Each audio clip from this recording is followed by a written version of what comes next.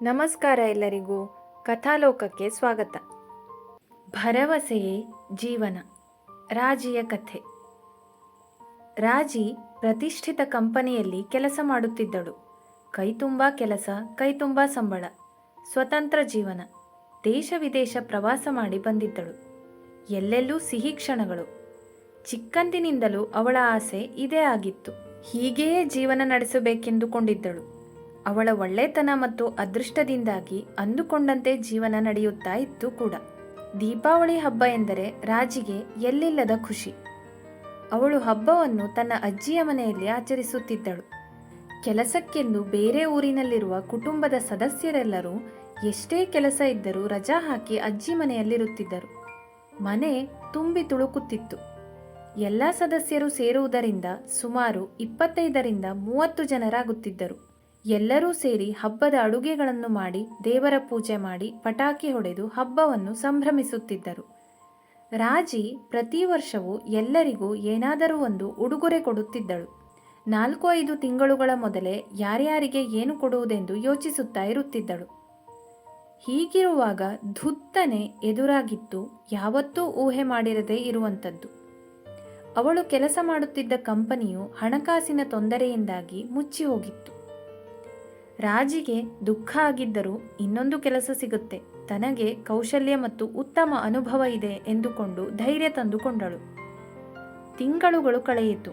ಆದರೆ ರಾಜಿಯ ದುರಾದೃಷ್ಟ ಎಂಬಂತೆ ಎಲ್ಲೂ ಕೆಲಸ ಸಿಗಲಿಲ್ಲ. ಇದ್ದ ಹಣವು ಖಾಲಿಯಾಗುತ್ತಾ ಬಂದಿತ್ತು. ರಾಜಿ ಖಿನ್ನತೆಗೊಳಗಾಗಿದ್ದಳು. ಆ ವರ್ಷ ಹಬ್ಬಕ್ಕೂ ಹೋಗಲಿಲ್ಲ. ಕುಟುಂಬದವರೆಲ್ಲ ಎಷ್ಟು ಸಮಾಧಾನ ಮಾಡಿದರೂ ಅವಳಿಗೆ ಖಿನ್ನತೆಯಿಂದ ಹೊರಬರಲಾಗಲಿಲ್ಲ. ಆದ್ದರಿಂದ ಹಬ್ಬಕ್ಕೆ ಹೋಗಿ ಮಂಕಾಗಿ ಎಲ್ಲರ ಮನಸ್ಸು ಹಾಳು ಮಾಡುವುದಕ್ಕಿಂತ ಹೋಗದೇ ಇರುವುದೇ ಒಳ್ಳೆಯದು ಎಂದು ಯೋಚಿಸಿದಳು. ಇನ್ನು ಕೆಲಸ ಮಾಡಲು ಇದ್ದ ಊರಲ್ಲೇ ಇದ್ದರೆ ಏನಾಗುತ್ತೋ ಏನೋ ಎಂದು ಯೋಚಿಸಿ ಉಳಿದಿರುವ ತನ್ನ ಸೇವಿಂಗ್ಸನ್ನೆಲ್ಲ ಒಟ್ಟುಗೂಡಿಸಿ ಊರಿಗೆ ಪ್ರಯಾಣ ಬೆಳೆಸಿದಳು. ಊರಿಗೆ ಬಂದರೂ ರಾಜಿಗೆ ನೆಮ್ಮದಿ, ಖುಷಿ ಇರಲಿಲ್ಲ.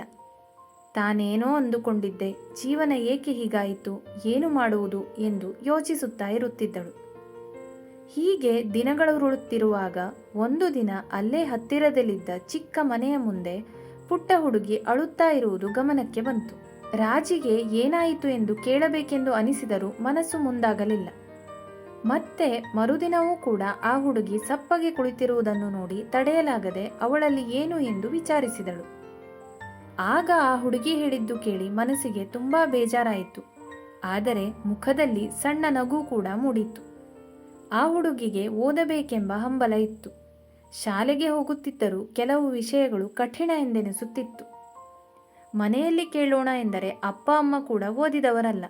ತೋಟ ಗದ್ದೆ ಕೆಲಸ ಮಾಡಿ ಮಗಳನ್ನು ಶಾಲೆಗೆ ಕಳುಹಿಸುತ್ತಾ ಇದ್ದರು. ಇನ್ನು ಹೊರಗಡೆ ಪಾಠಕ್ಕೆ ಹೋಗೋಣವೆಂದರೆ ಎಲ್ಲಿಂದ ಹಣ ಬರಬೇಕು? ಇದನ್ನು ತಿಳಿದ ರಾಜಿ, ನಾಳೆಯಿಂದ ನಿನಗೆ ನಾನು ಪಾಠ ಹೇಳಿಕೊಡುತ್ತೇನೆ, ಮನೆಯಲ್ಲಿ ಮಾತನಾಡಿ ಶಾಲೆ ಮುಗಿದ ನಂತರ ನಮ್ಮ ಮನೆಗೆ ಬಾ ಎಂದು ಹೊರಟಳು. ಸ್ವಲ್ಪ ದಿನದ ನಂತರ ರಾಜಿಯ ಮನೆ ಪಾಠಕ್ಕೆ ಮತ್ತಷ್ಟು ಮಕ್ಕಳು ಸೇರಿಕೊಂಡರು. ಕೆಲವೊಬ್ಬರು ಶಾಲೆಗೆ ಹೋಗುವ ಮಕ್ಕಳು, ಇನ್ನೂ ಕೆಲವರು ಶಾಲೆ ಫೀಸ್ ಕಟ್ಟಲಾಗದೆ ಶಿಕ್ಷಣ ಮುಂದುವರಿಸಲು ಸಾಧ್ಯವಾಗದೇ ಇರುವವರು. ಎಷ್ಟು ಸೌಲಭ್ಯ ಬಂದಿದ್ದರೂ ಈಗಲೂ ಹಳ್ಳಿಯಲ್ಲಿ ಬಡ ಮಕ್ಕಳಿಗೆ ಶಿಕ್ಷಣದ ಕೊರತೆ ಇದೆ ಎಂದು ಅರಿತ ರಾಜಿ ಎಲ್ಲರಿಗೂ ತನ್ನ ಶಕ್ತಿಗೆ ಅನುಗುಣವಾಗಿ ಸಹಾಯ ಮಾಡಬೇಕೆಂದುಕೊಂಡು ಕೆಲಸ ಶುರು ಮಾಡಿದಳು. ಈ ಮನೆ ಪಾಠ ರಾಜಿಗೆ ಏನೋ ಒಂದು ಹೊಸ ಚೈತನ್ಯ ಕೊಟ್ಟಿತ್ತು.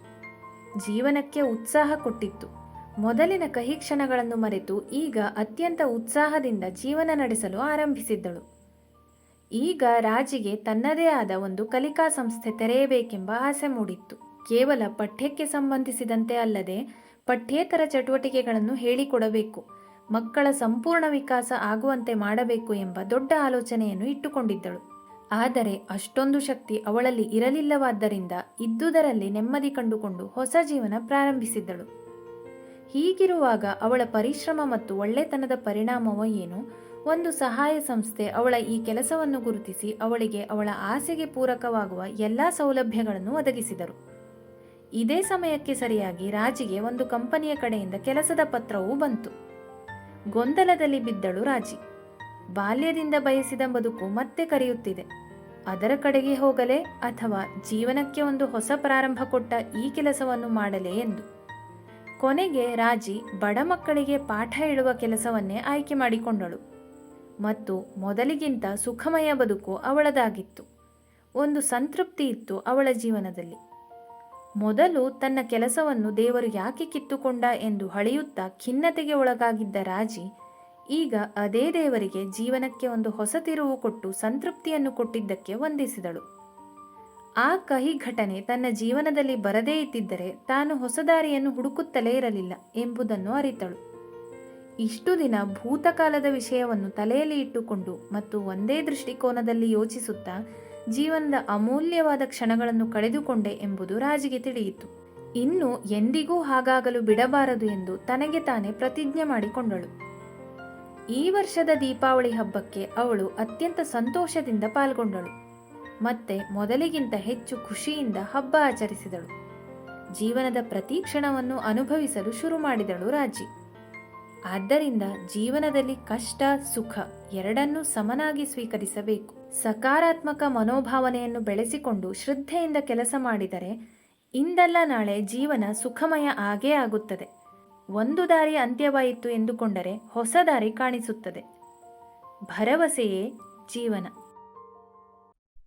ಈ ವಿಡಿಯೋ ಇಷ್ಟ ಆಗಿದ್ರೆ ಲೈಕ್ ಮಾಡಿ, ನಿಮ್ಮ ಸ್ನೇಹಿತರೊಂದಿಗೂ ಶೇರ್ ಮಾಡಿ. ಇನ್ನೂ ವಿಧವಾದ ಕಥೆ ಕೇಳಲು ಕಥಾಲೋಕ ಚಾನೆಲ್ ಅನ್ನು ಸಬ್ಸ್ಕ್ರೈಬ್ ಮಾಡಿ ಸಪೋರ್ಟ್ ಮಾಡಿ. ಫೇಸ್ಬುಕ್ ಮತ್ತು ಇನ್ಸ್ಟಾಗ್ರಾಮ್ ಅಲ್ಲಿ ಜೊತೆಯಾಗೋದನ್ನು ಮರಿಬೇಡಿ. Thank you. Bye bye.